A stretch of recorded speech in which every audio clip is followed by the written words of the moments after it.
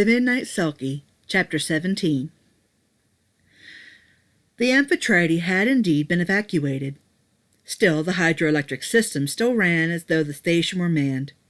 The turning of the turbines could be heard as a gentle hum in the main complex. At first, the small group wandered aimlessly, getting their bearings and understanding the layout of this place. But it wasn't long before all eyes fell on Malcolm. "Well, human," Atari began, "where do we go from here?" "What makes you think that I know where to go?" Malcolm spat. "I don't work here." "Don't you dare string us along," Phoebus warned. "The sooner that we get home, the sooner that you get home. Do you understand me clearly?" "As crystal," he grumbled. "But even I don't know where the sealskins are.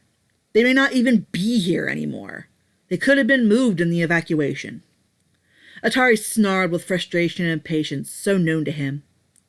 "Where are they?" Admonite Porter reached out, grabbed the scarf, and gave it a hard yank. As always, Atari let out a surprised gag. "Atari, he may not have all the answers. That was the chance we took. We may just have to be reduced to having to search everything ourselves. Now quit acting foolish, or I'll hang you up by this scarf and poke out your other eye. You would think that you would have learned your lesson about your behavior after the first time." Atari narrowed his eye and scowled. Such brash. What did that old human know of anything? He was a bully, and obviously didn't care who he insulted. He would get him.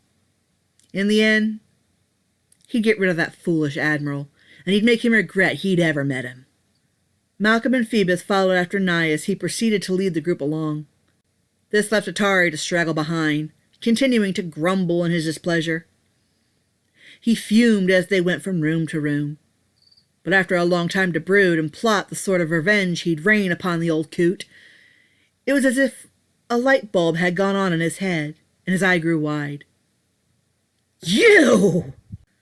From the point of view of the others, this outburst seemed to have come out of nowhere. So they turned back to look at him, wearing confused expressions. Well, it was Phoebus and Malcolm that wore the confused expressions. As for Admonite Porter, he seemed rather unamused by the outburst. "Excuse me?" "Back then, it was you," Atari hissed. "I failed to recognize you before, earlier, on the boat, and in the lab.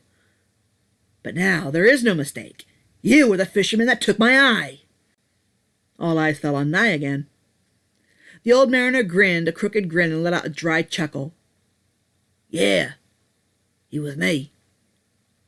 I was the fisherman. You didn't honestly think that you could just keep on killing people and then get away with it, did you? A count of 13 people died as your victim. It's even possible that there were more than that were unaccounted for. As long as I was in charge of that beach, I would not allow it to go on. My job is to keep the beaches and the people on it and offshore safe." He faced Atari bravely and stood tall over him, unwavering. "I crawled into my trusty rowboat, and I made my way out to your happy hunting ground. I must say, you made my hunting very easy by coming up and attacking my boat.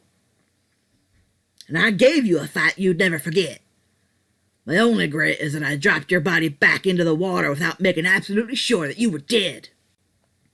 "I should kill you now," Atari spat. Admonite Porter let out his dry old laugh. "Try it, Atari. You're welcome to it. But know this. If you do, you will never leave the amphitrite. You may be able to intimidate the others into respecting you, but you haven't a candle's chance in a hurricane of being able to intimidate me." Atari snarled, but had no choice but to concur and back off. As angry as it made him, the obvious was still there. Admonite Porter had the upper hand. He was an old man, but he had proven himself again and again as being capable of handling any situation, regardless of the level of unpredictability and chaos. The reality was there. It was Nye who was intimidating. "Maybe we should split up," Phoebus suggested. "We can cover more ground in less time." "I don't think we're in that desperate of a state yet," Nye replied. "For now, let's continue as a group. We don't want to lose each other." What happens if we don't find anything? Malcolm asked. Ammonite Porter ignored him. He would not toy with such a notion unless it was for certain that he had to. For now he pressed on, and he brought the others with him. Room by room they searched on, and not a corner would go unsearched. The tension was growing so thick and heavy. With anxiety atop of it, it was hard to breathe.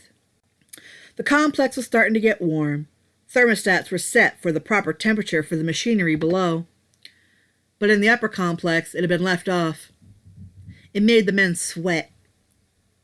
If they weren't in foul moods to begin with, the crankiness was certainly beginning to rise now. Atari tossed an empty box aside with a roar. "This is getting aggravating. I want my sealskin. Where are our skins?" "Atari, come down," Phoebus urged. "We need to keep our heads. If we fall apart now, we will never be able to find them." "I want my sealskin," he roared again. "What will you do without it?" Malcolm snickered.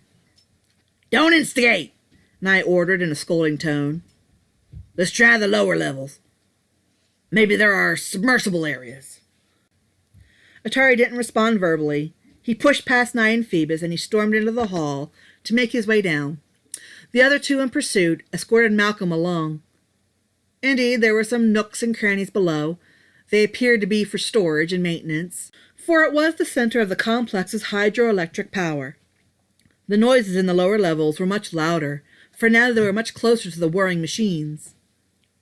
Atari helped himself into one of the rooms. Down here, Nye seemed to fight very little about the idea of a split-up. There were many rooms, but they were in rather close proximity to one another. He decided to let Atari go off on his own. He himself searched on his own. However, Phoebus and Malcolm remained together to search. The Selkie just didn't trust this human and wasn't about to let him out of his sight. Though the lower level of the amphitrite was smaller than the upper level, it was densely packed. There were countless totes, trunks, boxes, and even bags and coolers to go through. It took hours. Tempers, however, were not so swift to flare down here. The temperature was much cooler, for they were submerged and air-conditioned on this level. But that did not remove the anger and impatience completely. By now, the floors were a virtual disaster area. Not a container of any sort was left unopened. Atari kicked in another door. He cared not if it was unlocked or not.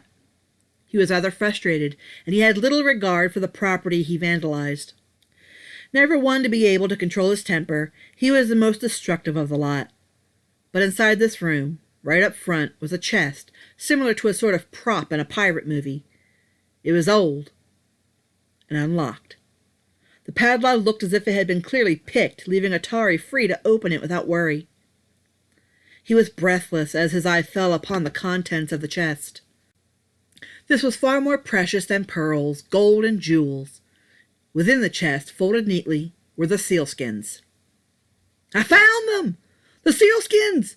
At long last, our sealskins!" Yelling of that sort could never be ignored. It could be heard throughout the lower level. Quickly, Malcolm and Phoebus rushed into the room to investigate Atari's cries. Phoebus sucked in a breath. "They're here!" He dove to his knees, sinking his hands into the chest. The furs felt wonderful. They were soft and pleasant to the touch, just as they had remembered them. Malcolm looked around. He was there.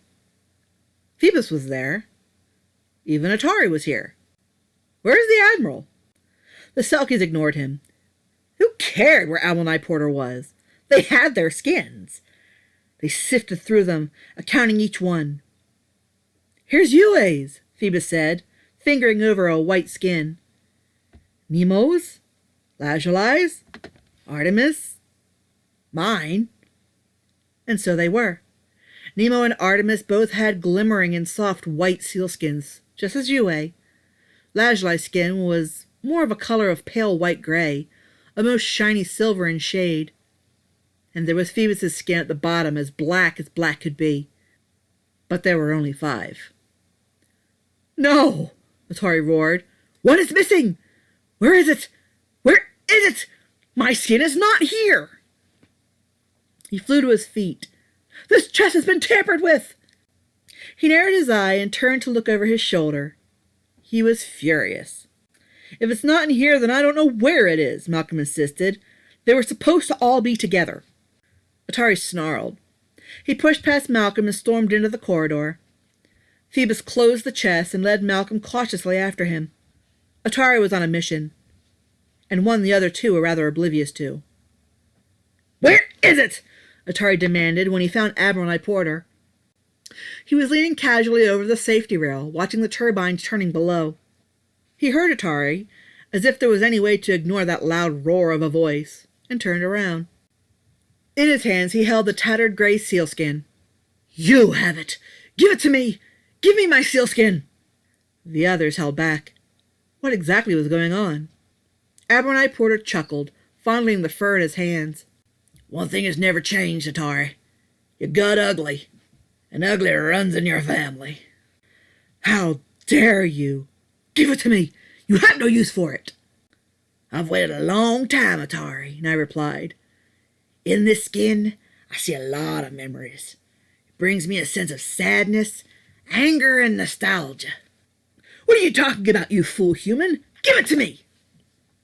"You really don't know, do you? The snake is practically biting you in the face, and you still cannot see the obvious. How hurtful!" "Give it to me!" "How does it feel, Atari?" Nye asked. "You thought it was just so simple. But it looks like the one who got bit in the end was you. I vowed that I would protect those people and those Selkies from the foul intentions and leadership you represent. Just as I had done it before. Against your father. Against Hagen." Phoebus and Malcolm gasped. Atari, however, paled, all color draining from his face. "No," he whispered, wide eyes in disbelief. "No, it can't be. It can't be you." "Do you recognize me now, Atari?" "Nautilus!" he growled as he clenched his teeth. "You're supposed to be dead!" "Just like you, I almost was," Nye admitted. "Those sharks really messed me up. I washed onto the beach by that lighthouse, and I just waited to die and have my body picked clean by the seagulls. But that didn't happen. I was rescued, Atari. His name was Ravyn Porter. He was the lighthouse keeper. I owe my life to that kind old man. He pulled me from the hands of death. Days turned into weeks, and he nursed me back to health. I swore that when I was completely healed, I would return to Mara Rock. Then I would get my revenge on you, and I'd expose you for the villain you are. But I didn't return to Mara Rock. You see, Ravyn Porter was a very lonely man, and a sick one. I stayed close to him. I learned to love him. I repaid him for his unselfish deed by providing him with plentiful fishing. I also served him, helping him to rescue any poor soul at sea. The inevitable couldn't be avoided, though.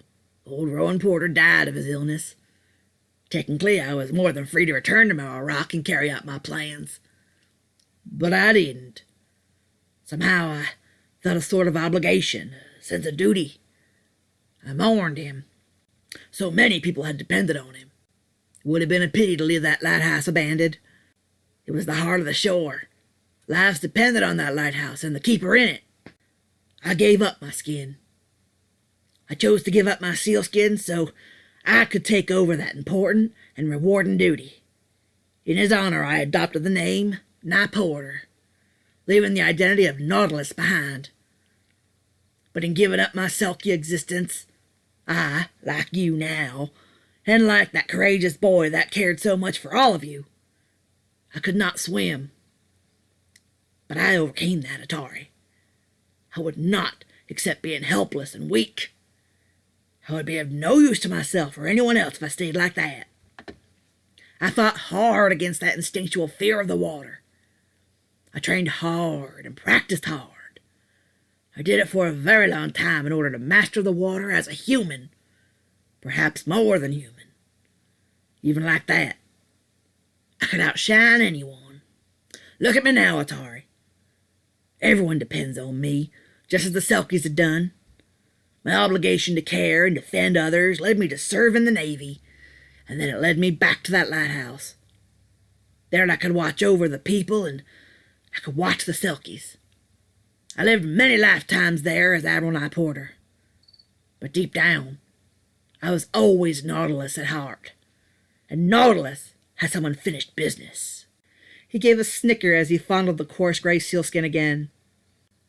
I've waited over 300 years to get my revenge. I failed to see your trickery then. I failed to kill you then.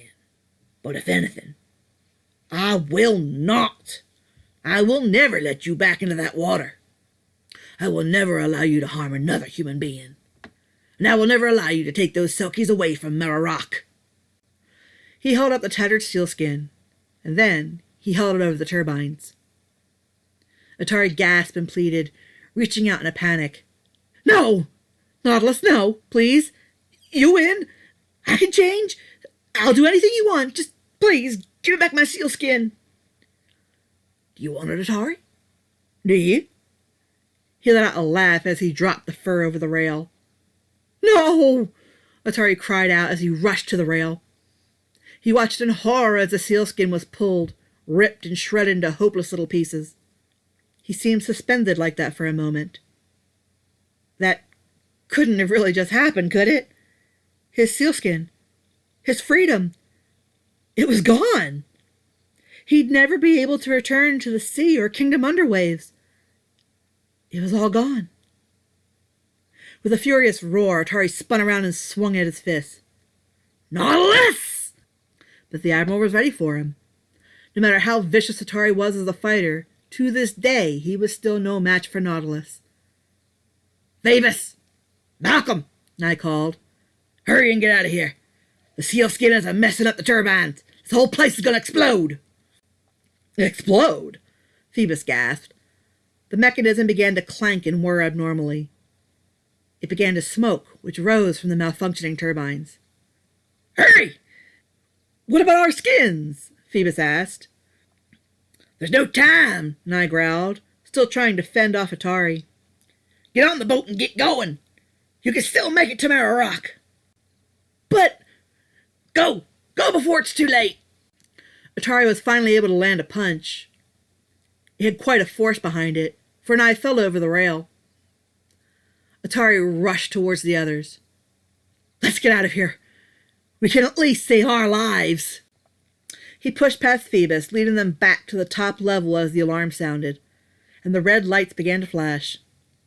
An escape seemed simple enough, but nothing was as simple as it seemed if Atari had his way. He turned in the blink of an eye and grabbed onto Malcolm, who couldn't stop in time. He kneed him in the middle to knock the wind out of him. He then gave him a hard toss. The jerk caused a snap, and down Malcolm went in agonizing pain. Ah! My ankle! Stay there and rot with the traitor, human. Be the first to die. Wait! Malcolm pleaded. But it was no use. Atari rushed ahead to reach the docks and board the Aquaquami. Phoebus, however, was not so heartless. Self-preservation would have had him abandon Malcolm, but unlike Atari, Phoebus had a streak of compassion and humanity. Stay still, he shouted. What are you going to do? Malcolm demanded. Save your worthless life. Now stay still, and I'll pick you up. The alarms could be heard from the Aquaquami as well. What's happening? Lazuli panicked. Where are they? What's going on? What do we do? Nemo chimed in. Everybody stay calm, Yue urged. Captain, it sounds like we might need a quick getaway. What if they're in trouble? Raleigh asked. We can't just leave them. Captain Jim hurried to the wheel and started the engines. He had already decided his plan of action. He would wait 2 minutes, and then he would shove off, regardless if the others returned to the boat or not. From the complex came Atari, huffing and puffing through grit teeth.